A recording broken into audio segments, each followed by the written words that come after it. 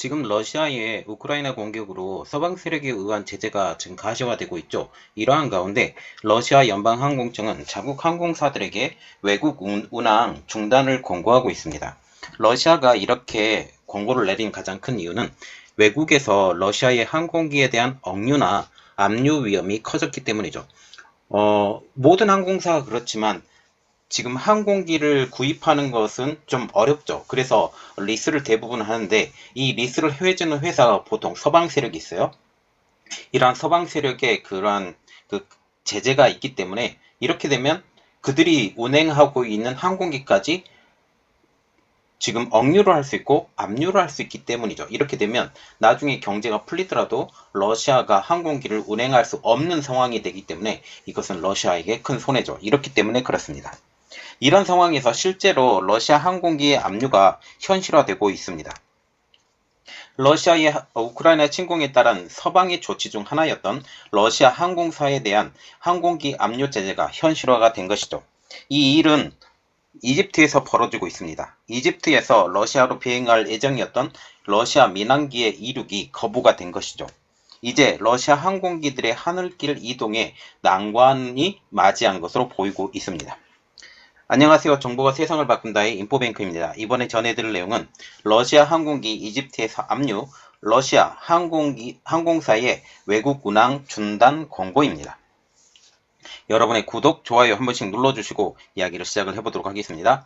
이번에 알아볼 내용은 러시아 항공기 압류 시작, 러시아 항공사의 외국 운항 중단 지시입니다.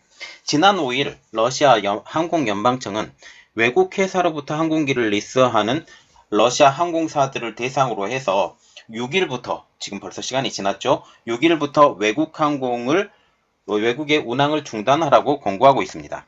러시아의 이 같은 권고는 외국에서 러시아 항공사 비행기들에 대한 억류나 압류에 대한 위험이 커졌기 때문이죠. 이 위험은 지금 여객기뿐만이 아니에요. 화물기도 해당이 된다는 사실이죠. 항공사가 여객기만 리스하는 것이 아니라 화물기도 리스를 하기 때문이죠. 지금 러시아 정부는 이렇게 권고를 하고 있습니다. 이렇게 권고를 하고 있어서 지금 러시아의 국영 아에로플로트, 되게 유명하죠. 아에로플로트를 비롯한 주요 항공사들의 대부분 국제선 운항을 중단하기로 결정을 했죠. 앞서서 모스크바와 인천 노선도 지금 대한항공과 러시아 항공 아에로플로트가 지금 하고 있는데, 특히 대한항공 여객기와 같은 경우는 러시아 내에 연료 공급 차질로 인해서 당분간 운항을 멈추고 있는 상황. 이러한 상황에서 러시아 항공사들도 해당 노선 운행을 이제 중단하기 시작하면서 한국과 러시아 간 주요 하늘길이 막힌 상황입니다.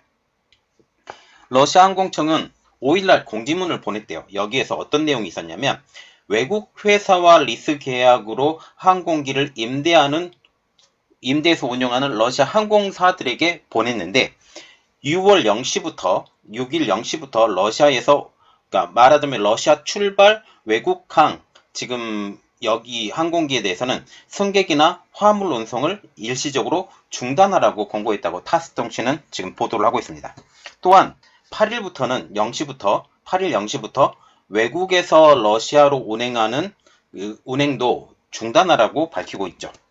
러시아 항공청은 이렇게 말을 하고 있습니다. 이 같은 권고는 해외에서 러시아 항공사 비행기들에 대한 억류나 압류 위험이 상당히 높아진 것과 연관된 것이라고 얘기를 하면서, 여러 국가의 러시아 민간 항공 부분에 대한 제재를 통해 관련 항공사들과 승객들이 정치적인 싸움의 도구나 인질이 됐다고 주장을 하고 있죠.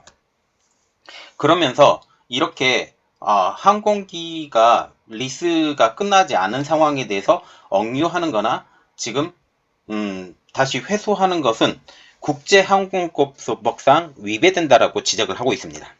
항공청은 이러한 제안은 러시아나 외국에 등록돼 있지만 억류나 압류 위험이 없는 항공사들을 보유한 항공사들에게는 해당하지 않는다라고 설명을 하고 있어요. 그래서 지금 이러한 제안들은 지금 억류, 말하자면 실질적으로 구매한 항공기에 대해서는 그렇게 문제가 되지 않기 때문에 이것은 제한이 없다라고 지금 얘기를 하고 있죠. 또한 지금 제한은 대러 제재에 동참하지 않았거나 그리고 러시아와의 항공 운항을 제한하지 않는 외국 항공사들에게 대해서는 해당하지 않는다고 덧붙였어요. 그래서 외국 항공사들에게 말을 하는 것이 아니라 자국 항공사, 러시아 자국 항공사에 지금 언급을 한 내용이죠. 하지만 러시아 항공사들이 주로 보유 항공기들이 대부분 리스에서 사용하기 때문에 사실상 대다수의 항공사의 외국 운항에 차질이 있을 것으로 예상이 되고 있어요. 항공산업 전문 매체인 에비에이션 위크는 러시아의 상업항공기 절반 이상이 리스로 운영되고 있다고 밝혔습니다. 러시아 최대 국영 항공사인 아이로플로트는 이 같은 정부 공고에 따라서 오는 8일 벨라루스를 제외한 모든 외국으로부터의 운항을 일시적으로 중단한다라고 밝히고 있다고 지금 타스통신은 전하고 있어요. 러시아가 자국 항공사에 대한 외국 운항 중단 지시와 외국에서 자국으로 운항도 지시한 가운데 러시아가 우려한 지금 러시아 항공기 압류가 현실화가 됐죠. 러시아 항공청은 오는 8일부터 외국에서 러시아로 운행을 중단하라고 공고한 가운데 이집트에서 러시아로 비행 예정이었던 러시아 민항기의 이륙이 거부가 된 것입니다. 6일 러시아 리아노보스티 통신에 따르면 전날, 말하자면 5일날이죠. 러시아 관광객을 태우고 이집트 샤르m 엘셰이크를 출발해서 모스크바 공항으로 비행할 예정이었던 우랄항공 소속 여객기가 이륙하지 못했다라고 보도를 하고 있습니다.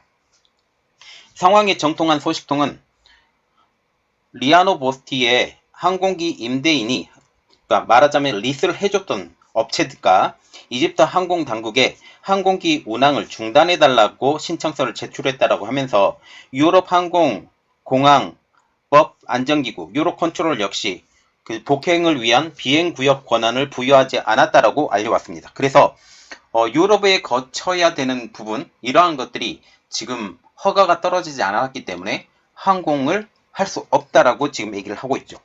이 항공기는 키프로스, 사이프러스 영공을 통과해서 지금 모스크바로 향할 예정이었습니다. 현재 탑승객들은 인근 호텔에 투숙적인 것으로 지금 알려지고 있죠. 현재 러시아 항공기들의 압류가 결정된 것은 러시아 항공사들이 보유한 항공기 대부분이 해외로부터 리스, 임대로 사용되고 있기 때문이죠. 항공기 리스업자들은 대부분 서방 소속으로 대러시아 제재 동참 및 자산 확보를 위해서 항공기를 억류 또는 압류에 나설 가능성이 언급되고 있었고 이번에 드디어 이 일이 벌어진 것입니다. 러시아 경제 매체인 코르메산트는 우랄항공 및 S7 항공 소속 항공기는 대부분 유럽에서 빌려온 것이라고 하면서 서방의 제재로 인한 타격이 적지 않을 것이라고 전하고 있어요. 러시아 연방항공청은 이 일들을 예상하고 운행 중단을 공고하였지만 8일 0시를 기점으로 러시아향 항공기의 운행을 중단시켰지만 리스업자들이 좀 빨리 움직이게 된 것이죠. 현재 러시아 항공청의 공고로 러시아 최대 국영 항공사인 아이로플로트는 8일부터 벨라루스를 제외한 모든 외국으로부터의 운항을 일시 중단한다고 이미 밝힌 상황입니다. 앞서서 러시아 지역 항공사 S7도 5일부터 모든 국제선 운항을 중단하기로 했으며 러시아나 그리고 아브로라 등 다른 항공사도 국제선 운항을 중단할 예정이에요. 우랄항공은 앞서 14일부터 5월 20일까지 이집트행 항공편을 취소하고 5일부터 13일까지는 러시아로 복귀하는 항공편만 운행하겠다고 공지한 바가 있죠. 이 러시아로 복귀하는 항공편만 운행하겠다고 공지했었는데 이것이 깨지게 된 것입니다. 다만 항공사는 5일 이집트를 출발해서 러시아로 복귀하려던 우랄항공 소속의 다른 항공편 2편은 무사히 복귀에 성공했다라고 덧붙였어요. 그래서 지금 리스업자가 운행을 중단시켜달라고 한 것만 지금 했고 운행을 중단시키지 마라라고 하지 않은 것은 안 걸렸다라는 거죠. 자, 지금 보시면 러시아하고 우크라이나 사태는 장기화가 될 가능성이 지금 점점 높아져 가고 있습니다. 지금 현재 그 3차 회담을 지금 하고 있는데 우크라이나 협상 대표단이 나토 가입도 지금 포기할 수 있다라고 하고 있지만 또 다른 조건이 하나가 있죠. 우크라이나가 내건 조건이 지금 2014년 강제 병합한 크림반도를 자국 영토로 인정하는 것은 물론, 그리고 우크라이나 동부 돈바스 지역을 자칭 도미니크 인민공화국, 루안스키 인민공화국의 독립도 인정할 것으로 지금 러시아가 주장한 것을 인정하지 못하겠다라는 겁니다. 그리고 러시아의 요구는 나토 가입도 포기를 하는 조건, 이 세 가지 조건이 다 있어야 되는데, 우크라이나는 단순히 나토 가입은 포기할 수 있다.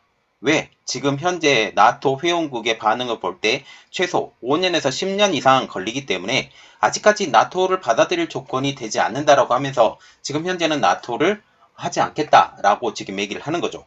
그런데 중요한 것은 크림반도예요.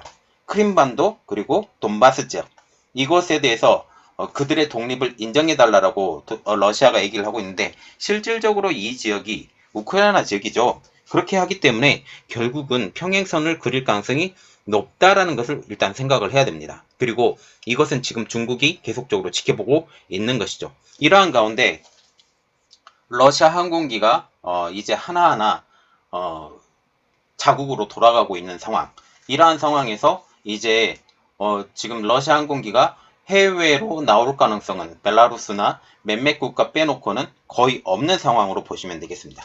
이번 내용은 여기까지 하겠고요. 저희 내용이 여러분들에게 도움이 되셨다고 생각을 하시면 구독, 좋아요, 그리고 알람 설정까지 부탁드리겠습니다. 감사합니다.